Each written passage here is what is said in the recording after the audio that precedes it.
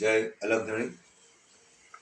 શાસ્ત્રો સંતો મહાપુરુષો શું કહે છે કે તમને દુઃખ પડ્યું હોય ને તો કંઈક સારા માટે પડ્યું. સુખ માટે પ્રભુ દુઃખ દેતો આપણને. સુખ માટે પ્રભુ દુઃખ દેતા અને દુઃખ પડે ને ત્યારે આ જગતનો માનવી સીધો રહેવો છે.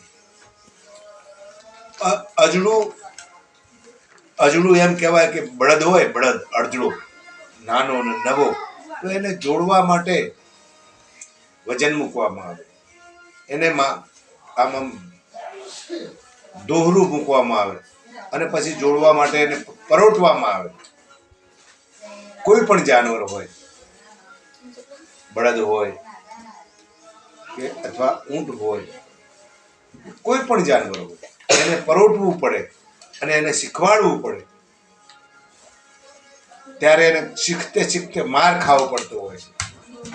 કેટલો માર ખાવો પડે અને કેટલાય માર ખાઈ ખાઈ અને એને તૈયાર થવું. પછી એની જીવનમાં આમ મજિયાર થઈ જાય ને એટલે તો પછી એ સીધા માર્ગે જાય ને સીધા માર્ગે આવે. કારણ કે માર ખાધો. એમ આપણને અનેક માર પડતા પડતા પ્રભુ મારે ને, ગમે તે રીતે કંઈ પણ દુઃખ મૂકે ને એ સારા માટે.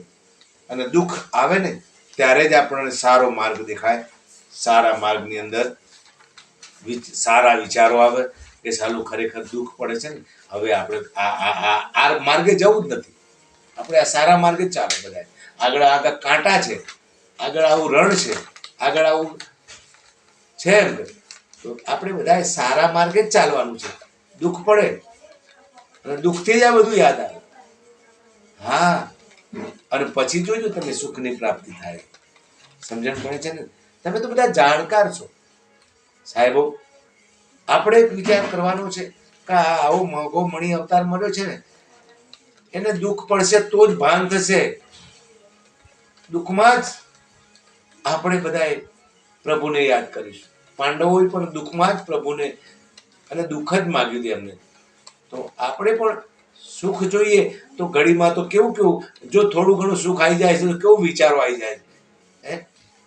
તમામ કેટલાય પ્રકારની વાસનાઓ પડી છે. સારું ખાવાની ઈચ્છા થઈ જાય, આમ ફરવા જવાનું, આ બધું કેવું છે. અને દુઃખ હોય તો એક ટાઈમની રોટી આપણે લાવવાની હોય અને 5 જણાને જમાડવાના હોય અને વ્યવહાર ચલાવવાના હોય ત્યારે કેવું હોય બધું. ક્યાંય મન જાય નહીં. બસ આવતીકાલે શું કરીશ, હું ક્યાંથી લાઈન ખવડાવીશ, આવું ભાન. એમ કહેવાય ને કે વળગેલું મનને રાખવાનું. એટલે આ જ રીતે આપણે દુઃખમાં પ્રભુની જોડે જ વળગ્યા રહેશું. જય લક્ષણી, જય રામ.